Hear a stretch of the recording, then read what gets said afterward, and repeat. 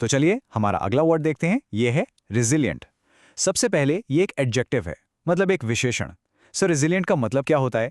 इसका मतलब है किसी भी मुश्किल हालात से, डिफिकल्ट कंडीशन से जल्दी से ठीक हो जाना या रिकवर कर जाना। बिल्कुल उस तरह जैसे कोई तूफान के बाद वापस अपने पैरों पर खड़ा हो जाता है। जो आसानी से हार नहीं मानता, वही है रिजिलियंट।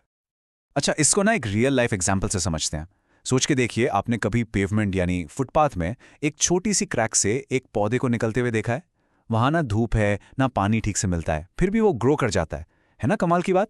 बस उस पौधे की इसी हिम्मत को, इसी क्वालिटी को हम रिजिलियंट कहते हैं। जैसा कि ये सेंटेंस कहता है, the small plant was resilient growing through a crack in the pavement. और पता है क्या, ये वर्ड सिर्फ पौधों या चीजों के लिए नहीं है, ये इंसानों के लिए, उनके स्पिरिट, उनके जज्बे के लिए भी यूज होता है। सो एक और एग्जाम्पल देखते हैं, ठीक है?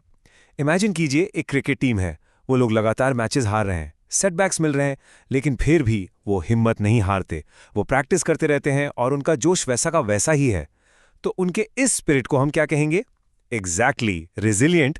जैसे यहां लिखा है, despite the setbacks the team showed a resilient spirit. चलिए अब इस वर्ड को थोड़ा और बड़े लेवल पे लेके जाते हैं, जैसे कि पूरे देश की इकोनॉमी के लिए। मान लीजिए किसी कंट्री में इकोनॉमिक प्रॉब्लम आ जाती है, जिसे रिसेशन कहते हैं। सब कुछ स्लो हो जाता है, लेकिन अगर वो इकोनॉमी उस मुश्किल से जल्दी से बाहर निकल आती है, बाउंस बैक कर जाती है, तो उस इकोनॉमी को हम कहते हैं कि वो रिजिलियंट है। समझ गए? चलिए सेंटेंस पढ़ते हैं। A resilient economy can bounce back quickly after a recession. ये इतना पावरफुल वर्ड है ना कि इसको अक्सर बड़े बड़े कोट्स में यूज किया जाता है, खासकर जब इंसानी हिम्मत की बात हो, ह्यूमन स्पिरिट की। ये एक बहुत ही फेमस कोट है जो इस बात को बिल्कुल परफेक्ट तरीके से बताता है। सुनिए, the human spirit is remarkably resilient. मतलब इंसानी जज्बा कमाल का रेजिलियंट होता है, वो गिरकर भी उठना जानता है। ओके, तो अभी तक आप रेजिलियंट का मतलब तो समझ ही गए होंगे, पर किसी भी वर्ड को मास्टर करने के लिए ना उसके सिनोनिम्स यानी सेम मीनिंग वाले वर्ड्स और एंटोनिम्स यानी ऑपोजिट मीनिंग वाले वर्ड्स जानना बहुत जरूरी है।